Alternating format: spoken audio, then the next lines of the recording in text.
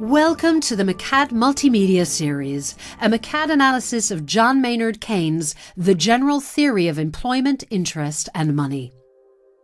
One man is widely accepted as having reshaped the study of economics, and much of his terminology is still used today: John Maynard Keynes. His book, The General Theory of Employment, Interest, and Money, was published in 1936.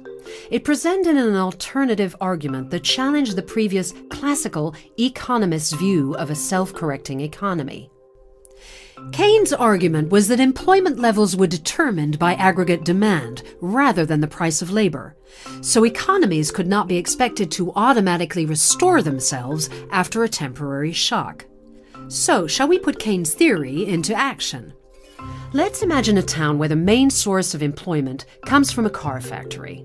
Everyone has a job that pays the going wage rate, either in the factory or in the service sector that supports it, for example, the restaurants where the factory staff eat. The town is in equilibrium.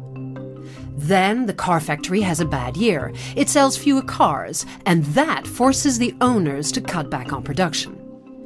As a result, the company is forced to reduce staff numbers. This increases the amount of unemployed people, and because they need to find work, some will consider taking it at less than the going wage rate. Now, traditional economists believed that wages would decrease to a point where it made sense for the factory to re-employ staff, returning the economy to a natural equilibrium. Keynes disagreed. He believed that other businesses, reliant on the factory workforce as a source of demand, would see their businesses suffer as a result of the car factory redundancies. They might hold off on buying new company cars until conditions improve, or cut down on their workforce too. This shortfall in demand could result in a downward cycle where less demand means less employment, resulting in prolonged underemployment. Keynes believed that activist government policy should be used to stimulate levels of demand and therefore boost employment. In the case of the town, the government might invest in road infrastructure. The workers building the roads would visit the restaurants, increasing their demand and enabling them to hire more staff. The restaurant staff would then need cars to get to work, so demand for the car factory would increase too.